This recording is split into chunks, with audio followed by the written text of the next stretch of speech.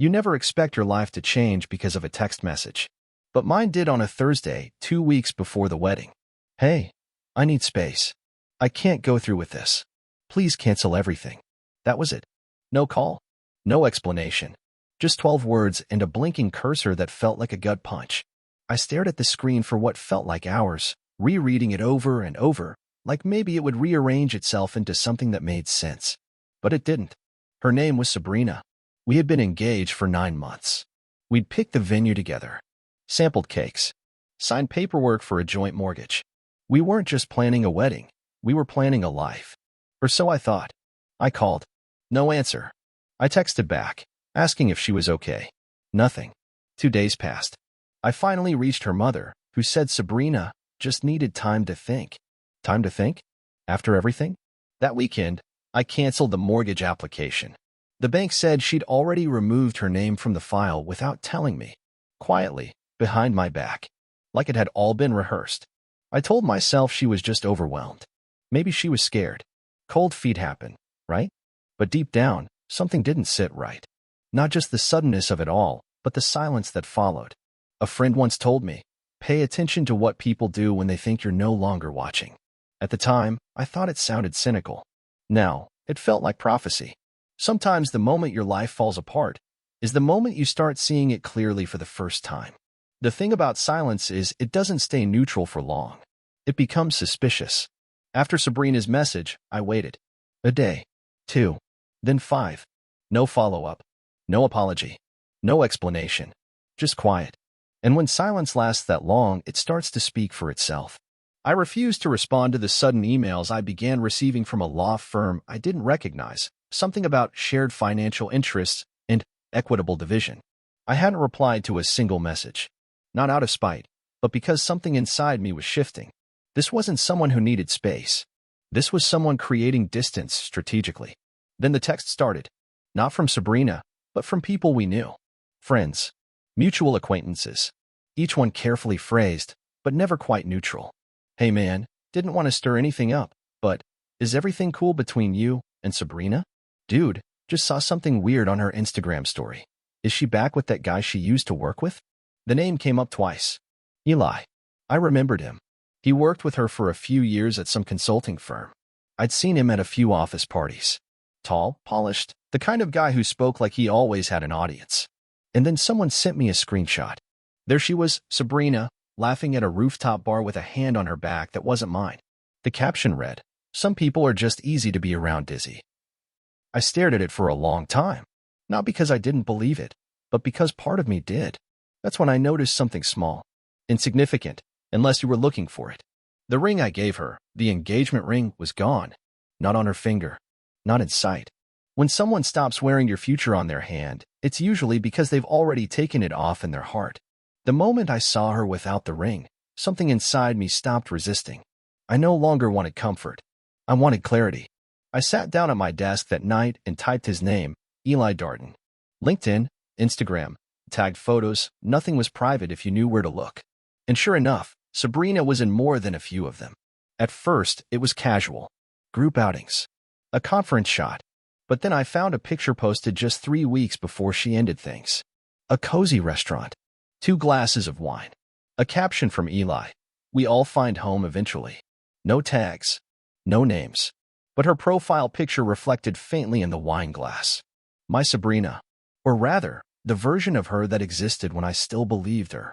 The next day, I visited the bank and formally removed myself from any pending joint account activity. I called the mortgage agent and froze our home loan process.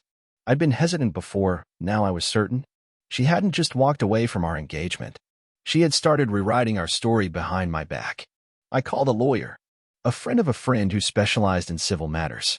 We had coffee the following day, and I laid it all out. The ring, the messages from her lawyers, the possible infidelity, and the shared finances.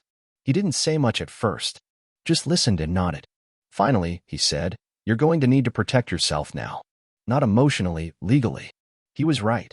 This wasn't heartbreak. It was strategy. And I had to stop playing defense. That night, I scrolled through Sabrina's social media again. That old ring photo, the one she posted the day I proposed, was gone. Erased. As if none of it ever happened. It wasn't the betrayal that broke me. It was the realization that she had rewritten our love story and left me out of the final draft. The first sign of real danger came through an automated email from the bank. Withdrawal request of $7,800 is pending approval on joint savings. Joint savings. A term that suddenly felt like a tactical error. I hadn't touched that account since we started planning the wedding.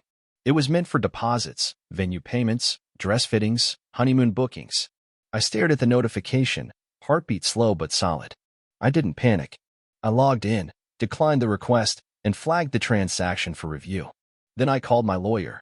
She's trying to drain the account, I told him. His response was steady. Then it's time to separate everything. Officially. 2 days later, Sabrina's lawyer sent another letter, this one accusing me of financial misconduct. The words were sharp, calculated, and full of veiled threats. They claimed I was withholding funds and causing emotional distress. My attorney reviewed the file, looked up at me with raised eyebrows, and said, "Interesting." But it got worse. That Friday, I received a message from Sabrina herself. "We need to talk." I didn't want it to come out this way, but I'm pregnant. I reread the message 5 times. My stomach didn't sink. It locked. Pregnant? She had disappeared without a conversation, ignored every attempt I made at clarity, and now she was texting me with a declaration that felt like an anchor thrown into muddy water. It wasn't just a twist. It was a trap. I didn't reply right away. I contacted my lawyer again. His advice was blunt. Request proof. If she insists it's yours, request a test. Document everything. I sent back a short, calm response. "I understand the seriousness of what you're saying. I'll support what's mine, but I'll need confirmation first." No reply came. Not that day. Not the next. She had made a move, hoping I'd react out of fear. Instead, I built a wall and waited. It wasn't about the child.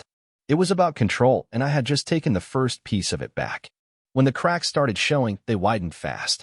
A week after Sabrina's sudden message about the pregnancy, her silence stretched longer than expected. Then, almost theatrically, she reemerged, this time not with words, but with documents. Her lawyer sent a scanned medical report, allegedly confirming a pregnancy at 8 weeks. But something was off. The names were smudged. The date formatting looked strange. My attorney flagged it immediately. "This isn't a medical record," he said, flipping the page. "It's a template, and a poorly altered one at that. We didn't accuse her, not yet. Instead, we documented, timestamped, and built the file." Meanwhile, something unexpected happened. I got a message from someone I hadn't spoken to in years, Noah, the ex-fiancé of one of Sabrina's closest friends. "Hey man, not sure if this is overstepping, but I saw your name come up. You and Sabrina still a thing?" I told him briefly what had happened. He replied with screenshots. They showed Sabrina messaging his friend, while we were still engaged, flirting, venting about being trapped, talking about backup options. My chest didn't tighten. It cooled. Numb, almost. I thanked him, saved the screenshots, and added them to the growing file. The next call came from the bank. An anonymous tip had been submitted about potential fraud tied to our wedding account. The representative asked if I had authorized a new vendor with a company that didn't exist. I hadn't. That's when I called her father. He had always liked me, respected me, even. We hadn't spoken since the split, but I decided it was time. I told him everything, cautiously, respectfully. He was quiet at first. Then he sighed. "You know," he said, "I had a feeling. She's been different lately." Entitled. Paranoid. He asked for the screenshots. He got them. The more I pulled back, the clearer her reflection became, not the person I loved, but the mask she wore. And piece by piece, it was starting to fall apart. I didn't have to lift a finger. By now, the storm she'd summoned was turning on her. Within days of sending the doctored pregnancy report, Sabrina began unraveling. The tone of her messages changed from sharp and condescending to vague and panicked. Then came the social media posts. At first, it was subtle, cryptic quotes about betrayal, strength, and being misunderstood. But they escalated fast. One night, she posted a teary-eyed selfie with the caption, "Sometimes the ones you love the most are the ones who abandon you when you need them most." Broken heart. Comments poured in. Sympathy. Confusion. Then someone asked directly, "What happened to the baby?" She didn't respond. The next day, her lawyer emailed mine, stating that due to recent events, Sabrina had experienced a miscarriage. Only problem? She'd never been pregnant. We'd already sent a formal request for a court-reviewed DNA test. The moment she got word of that, the narrative changed. Now, conveniently, the pregnancy was gone, and there was no way to verify anything. Her lawyer, once aggressive, now replied in delays. Vague answers. Short sentences. My attorney leaned back in his chair after the last email and said simply, "She's losing ground." That same week, the father of the man she'd secretly been seeing, yes, that same colleague from her office, filed a workplace complaint. Apparently, Sabrina had falsified professional references on behalf of this man, trying to get him promoted. HR opened an investigation. Her friend, Noah's ex-fiancé, found out about the messages Sabrina had sent to Noah's friend. That friendship imploded in a very public Instagram story. It was like every corner of the house she'd built on secrets started crumbling at once. And I stayed still, calm, focused. While her voice cracked during a voicemail she left at 2:14 a.m., whispering, "I never meant for it to go this far." I stared at the phone. I didn't respond. She had written a script where I was meant to be the villain who hurt her. But the truth had a voice louder than any lie she could stage, and now it was echoing everywhere. It's strange, the silence that follows a storm. For the first few weeks, I kept waiting for another twist, another call, another attempt. But it never came. Sabrina's lawyer officially withdrew from the case. My bank reversed the charges she had attempted to transfer. And quietly, with little fanfare, the last of her false claims disappeared like smoke. I sold the apartment we were supposed to share. The ring?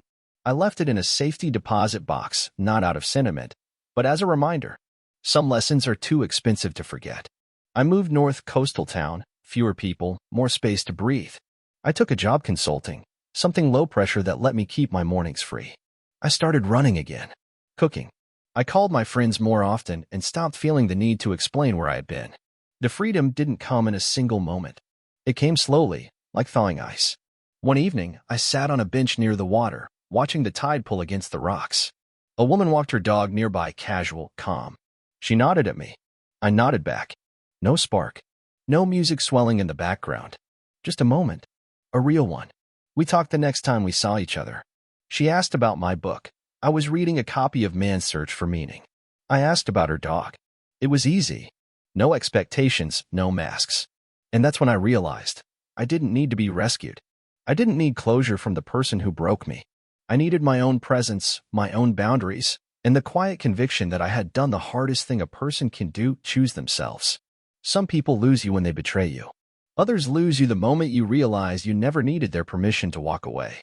The sun dipped below the horizon. I stood, pocketed my keys, and walked home, alone, but not lonely. Not anymore.